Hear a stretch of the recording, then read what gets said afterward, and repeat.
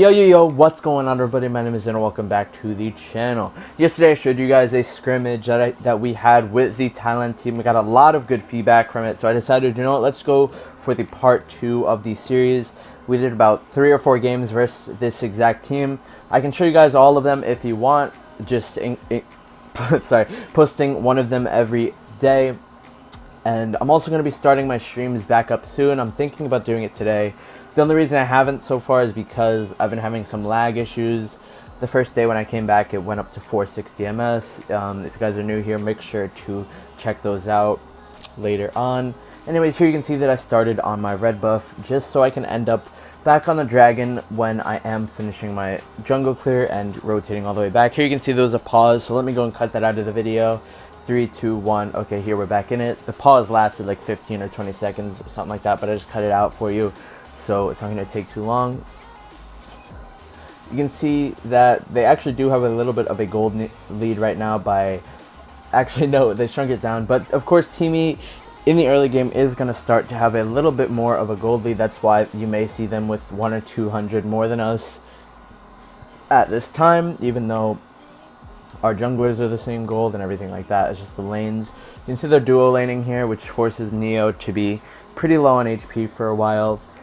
Here you can see Beginnings gets caught by the Darcy, unfortunately, and looks like he's going to die here. I don't know how he would be able to survive this. You can see me just standing around. There's nothing much I can do. I backtracked in my jungle after I finished my blue buff, and now I'm just getting ready to fight the dragon or either start my red buff again so we can have a really fast and nice clear.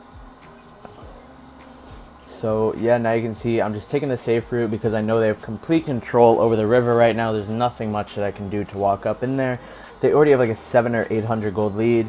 So you can see from these past 2 videos versus team, they always get the best of us early on.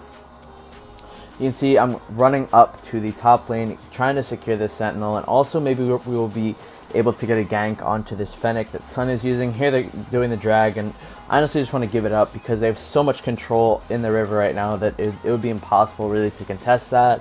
So instead, if possible, I want to be diving this Fennec here, and that's exactly what I end up doing. You can see I charge up my first skill, then I instantly dash towards him when he rolls away. We're able to pick up a nice kill there, but it looks like nobody was able to defend the mid lane because KZ and Beg rotated up to get the kill onto Fennec. There, I think that KZ should have stayed mid lane to defend the tower. You can see there that they do end up getting the red buff, and which all collapse onto them while they are taking down this mid and red buff. We were able to kill their Preda because he's forced to like flicker into us. There was really no good spot for him to go. You can see we run over to the blue because we know that's spawning.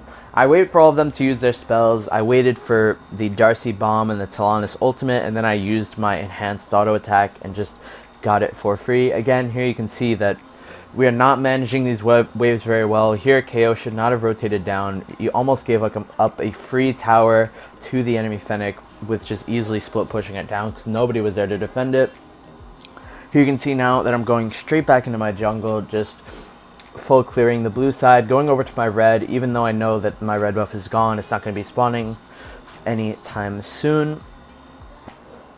You can see I leave that small camp over there. I don't even try to contest it on my red side. I just want to go and get another kill on this Fennec so we can keep, for one, controlling the enemy red buff, and number 2, just keep on ganking this Fennec because it is an ADC Darkslayer, which is a kind of a weird choice, but still pretty good. So here you can see that we are able to secure the red buff, but they are punishing this bot lane pretty hard. Honestly, my mentality for this is just trying to trade with them. I shouldn't be over at the bot lane trying to defend their pushing. I should just be on the other side of the map, just constantly trading with their pressure, getting kills where they get kills and getting towers where they do. You can see, again, we're going to pick up another kill onto the Fennec, which is Sun, and we are also going to get the tower. So we completely traded for what happened bot lane and did the exact same thing top lane. The only difference now is that we got control of their red buff while they, as you can see, they didn't get the red buff again after it spawned back. We know at this point that Darcy's on his blue buff because we had the timer of it, but there's not much we can do about it. Beg tries to get it. Oh, he actually does get it. I think well played by him if he did. But yeah, we all knew the timer of the blue buff since we got it last time while we 5-man collapsed onto them while they took our mid-ground tower. Now, again, I'm just going straight back into my blue side jungle, taking all of that farm. I think Hayate took my red buff because I already have control of theirs, so just giving him some extra gold will be pretty good into this game. You can see my lanes are swapping now. Hayate's going top lane and Ibanez is going bot. Not completely sure why they swapped here. I can't really tell why just from looking at it, but maybe Hayate just wanted to farm freely or something like that. You can see that I'm just sitting around top lane, waiting for the red buff to spawn and also trying to maybe get a kill onto this Fennec. Here you can see I punish and jump on him and he runs away. He doesn't use sprint there. Here you can see he walks up a little bit too far and I'm just able to jump on him and kill him again. We're putting so much pressure onto him and it's just really working out for us. I don't believe that we did get the red buff there, but we were able to kill Fennec, which is also alright to me. We still know the timer of the red buff, so it's not like we lost anything there. Here you can see beginning super low. I'm not sure why he even stayed there. He should just backed off because he's about to die. Oh, that's why. We wanted to secure this blue buff, and I make a bit of a mistake here. I run up ahead and then I dash out. I thought they knew where we were, and I'm pretty sure they did know that we were sitting there, but I shouldn't have just ran out into the bush like that. Here you can see teamies coming. I pathed a little bit weird into the bush, and I didn't expect a teamie flicker, so I have to ult out to survive barely. You can see teamie still chasing me. My shield runs out, and I'm barely able to live because teamie did not stun me in time. So thankfully we survived there. But yeah, I shouldn't have shown myself. Even though I knew that they knew where we were, I probably shouldn't have went in there. You can see the match is being paused again. I should have edited this out. I'm sorry. Okay, there we go. It's going to be quick, so no need to edit that one out. But yeah, I think we shouldn't have even went to that blue buff in the first place because beginnings seemed pretty low, even though like he crossed over mid with 1 HP. I think it just wasn't the best option to greed for that blue buff. Or maybe I was wrong. Maybe it was an okay choice to just grab it and run. But yeah, I shouldn't have showed vision of myself either way there because it was a pretty bad mistake. Caused Ibanez to die. So now you can see they get the dragon. There's not much we can do about that because again they have like full bush control. Here we see Preda in the bush. She's gonna get poked out super hard. Hayate being super aggressive onto that Darcy. You can see me kind of just not sure what to do. There's no opportunity for me to really go in. So now the call is to go and push mid because we just killed their support and now we have a lot of pressure. But we can't, excuse me, we cannot pressure the mid tower because it was 4 people mid. That would be super hard to dive. Maybe we should have dove it with beginnings ultimate and my own ultimate. Maybe that would have worked out. We aren't exactly ahead in this game. As you can see, we're just a few thousand gold behind, but maybe it still would have been pretty good. Here we try and get this blue buff, and I think beginnings gets it. So again, another nice blue buff steal. Crushed with punish is so annoying sometimes. Like, that's the second time this game that Darcy could not get his blue buff because we're just hopping over the wall and stealing it. Now I'm back into my own jungle, just clearing all of that up. You can see I'm at a pretty good amount of gold right now. I'm almost the most fed in the game. I'm behind their Talanis though, which is exactly what you want on a hero like Rourke. As soon as you fall behind on Rourke, it's going to be too late and you're not really going to be able to do anything in the game. So the #1 priority pretty much is to stay far ahead. Here you can see their Fennec again just being super out of position. I'm able to jump straight onto him. He has to use his sprint to survive there, which is why I don't chase any further. I knew that I couldn't chase him when he has his sprint up. And now we have to collapse back on mid and on bottom to help defend. Now that the gank on Fennec didn't work, here you can see I'm being super aggressive, but I actually tank a ton of damage there. That was probably not the best choice for me. I had to burn my ultimate because my HP just fell super fast from all of their bursts. The Talanis and the Darcy does an insane amount of damage together, and I shouldn't have went in like that. But it's a good thing that we didn't die there. And yeah, now you can see I'm just sitting around the Dark Slayer, thinking about backing because there's really nothing much for me to lifesteal on at this point. There's no jungle camps or anything like that. You can see as soon as I back though, they respawn, which is a bit unfortunate. But yeah, there's just really nothing for me to lifesteal on at the moment. So it's a good thing for me to just back there, get my HP, and decide what we want to do next. Here you can see we're going to give up another dragon. We can't really contest that because we're not in the position to. We're thinking about doing the Darkslayer here while they do dragon, but we just don't have the time for it. Here you can see that they dive onto them, and I kind of path weird here. You can see that I was just sitting in the bush, and it doesn't exactly work out. I wasn't ready for that fight at all, and I was kind of not in the best position to join that fight. And yeah, I kind of just messed up pretty bad by not playing it right. You can see I go top lane and clear the lane here, just clearing as much lanes as possible. KO, meanwhile, trying to chase down Fennec, but he does not get the kill. Poor KO was not able to get the kill onto Sun. I know that they're coming over to this blue buff, but I try to take it quick enough. You can see that they do want to fight me for it though. So I'm just going to jump straight onto this Darcy, try and kill him. He gets pretty low to like 5-10%, and we almost get him, but unfortunately it does not happen, and he does survive and steals the blue buff off of me. I wish we got that kill onto Darcy. That would have been pretty nice. You can see he's 3-0-3. That would have given us a nice amount of gold if we did end up killing him, but unfortunately we did not. So yeah, I think I greeted a little bit too hard for either the wave or the blue buff. I shouldn't have done one of them, or as soon as I saw them going for the blue buff, I should have instantly just turned on to them and not finished the blue buff. That was also not the best play, to be finishing that blue buff when I saw them coming over. I don't know why I finished it. I shouldn't have.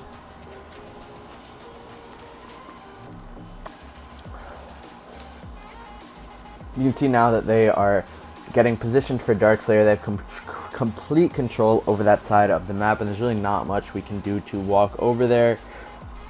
They can just keep poking us down with their Darcy and Talanis, and there's not much engage we can have. Here you can see Beginnings gets poked out, or caught out, and now it's going to be a 4v3 or 4v5, but we do get Sun, so it's going to be a 4v4. Hayate dies, so it's again a 4v3 situation, and I really don't have any tank to go in. If I go in alone right now, I'm going to get melted. Teamy also still has this ult, so those two things, just going in with no tank and knowing Teamy still has his ult, makes me never want to go into that at all. You can see they are kind of set up around the Darkslayer right now, and there's not much we can do about it. It's just me and Illumia versus 4 people with a Teamy ult. There's no way that we're going to be able to win that fight at all.